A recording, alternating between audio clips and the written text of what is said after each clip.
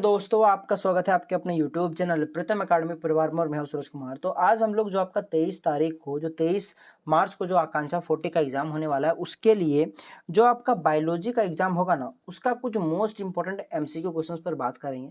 तो चलिए स्टार्ट करते हैं। सबसे पहला प्रश्न है, प्रकाश संश्लेषण में प्रथम चरण में बहुत इंपॉर्टेंट प्रश्न आने का बहुत ज्यादा चांसेस है।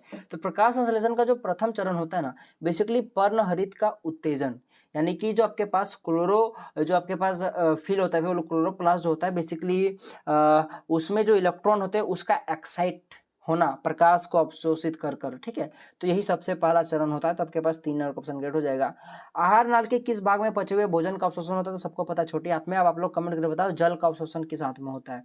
चलिए आगे बढ़ते हैं। ले कि जड़ द्वारा जल का अवशोषण बढ़ता है। इसको यूं समझो, ठीक है, कि जैसे हम लोग को पानी प्यास लगता है तो कभी ज्यादा लगता है कभी कम लगता है। तो कब ज्यादा लगता है कब कम लगता है, ये डिपेंड करता है कि हमारा शरीर किस प्रकार से पानी का खपत कर रहा है। अगर आप लोग काम करोगे या धूप में ज्यादा रहोगे तो शरीर को ज्यादा पानी की जरूरत पड़ेगी, तो हमें ज्यादा प्यास लगेगा। उसी प्रकार से जो पेड़ होता है वो वाष्पोत्सर्जन द्वारा जल की हानि करता है, ठीक है। तो वाष्पोत्सर्जन की प्रक्रिया ज्यादा होगा तो वह जल की हानि ज्यादा करेगा, तो पेड़ क्या करेगा, उतना ही ज्यादा पानी जमीन से अपने जड़ों के द्वारा खींचेगा। तो वाष्पोत्सर्जन की वृद्धि द्वारा हो जाएगा, यही सही आंसर हो जाएगा। 1 नंबर का ऑप्शन करेक्ट हो जाएगा। 84 नंबर के प्रश्न पर आते हैं। कोशिका द्वारा ऊर्जा की खपत तथा साधारणतः सांद्रित प्रवणता पर जल का अंतर्ग्रहण की जो परिघटना, ये क्या कहलाती है? इसी को हम लोग सक्रिय अवशोषण कहते हैं। 85 नंबर के प्रश्न पर आते हैं। जो 85 नंबर का प्रश्न है, लेकिन दूध का जो श्रवण किसके द्वारा कायम रहता है? तो बेसिकली याद रखना, ये बेसिकली आपके पास प्रोलैक्टिन के द्वारा दूध का श्रवण कायम रहता है। अच्छा, मस्तिष्क तथा स्पाइनल कोड में रहता है, तो सेंट्रल नर्वस सिस्टम यही रहता है मस्तिष्क और स्पाइनल कोड में। चलिए आगे बढ़ते हैं। प्रमस्तिष्क गोलार्ध है, तो प्रमस्तिष्क जो होता है ये बेसिकली सोचने का केंद्र होता है, सोचने का गोलार्ध होता है।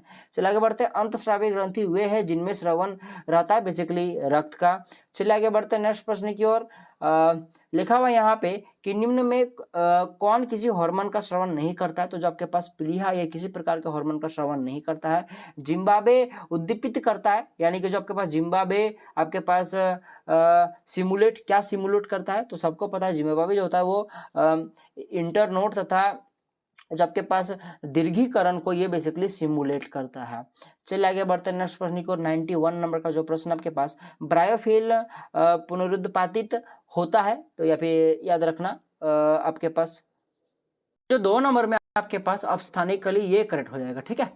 चलिए आगे बढ़ते हैं नेक्स्ट प्रश्न की ओर। 92 नंबर का जो प्रश्न है हमारे पास, प्रश्न है आपके पास कि एक माली गुलाब के पौधे के तने को काटकर बोते हैं, यह परिघटना कहलाती है।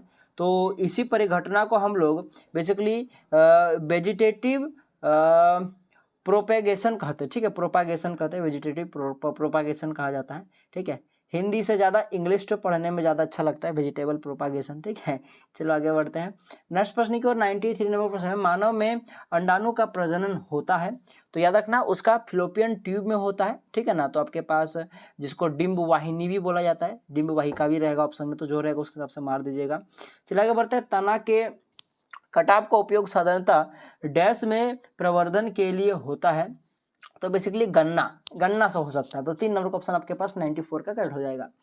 95 नंबर का प्रश्न है आपके पास, लय की गर्भाशय भित्ति से जुड़ा हुआ डिस्क जैसी संरचना जिसका दूसरा भाग अम्बिलिकल कोड से जुड़ा होता है, वो क्या कहलाता है? तो उसी को हम लोग बेसिकली प्लेसेंटा कहते हैं। यहाँ पे प्लासेंटा लिखा हुआ है, तो इंग्लिश देख लो, प्लेसेंटा, तो यही होगा सही आंसर। युग्मनज में रहता है, तो युग्मनज में देखा जाए तो याद रखना युग्मनज में आपका बेसिकली जीन के मात्र एक आपके पास एलील होता है, ठीक है, याद रखना मेरी बात। चलिए आगे बढ़ते हैं नेक्स्ट प्रश्न की ओर। समझाते अंक का उदाहरण है समरूप अंक और समझाते अंक, बहुत इंपॉर्टेंट प्रश्न है, आते हैं प्रश्न इससे, ठीक है। तो हमारा जो हाथ है और जो कुत्ता का अगला पैर हो जाएगा, यही आपका समझात अंक का एग्जाम्पल हो जाएगा। 98 नंबर का प्रश्न है आपके पास, कि ऊर्जा का सबसे सुरक्षित स्रोत है? तो यहाँ मुझे सबसे सुरक्षित सौर ऊर्जा लग रहा रही होगा। 4 नंबर का ऑप्शन करेक्ट हो जाएगा। 9 नंबर के प्रश्न पर आते हैं। नाभिकीय रिएक्टर में द्रव सोडियम धातु प्रयुक्त होता है, तो बेसिकली शीतलक के रूप में, बेसिकली कूलेंट के रूप में उपयोग होता है। 100 नंबर के प्रश्न पर आते हैं, निम्न में कौन जैव भार ऊर्जा का उदाहरण नहीं है? तो देखा जाए तो यहाँ पे लकड़ी, गोबर गैस, कोयला ये सभी जैव भार में आएंगे, परंतु नाभिक ऊर्जा नहीं आएगा। तो यही सही आंसर हो जाएगा, 3 नंबर का ऑप्शन करेक्ट हो जाएगा। तो ये थे कुछ मोस्ट इंपोर्टेंट क्वेश्चंस, मैंने आपको करा दिया। तो वीडियो कैसा लगा कमेंट करके जरूर बताइएगा, अपने दोस्तों तक जरूर शेयर कीजिएगा।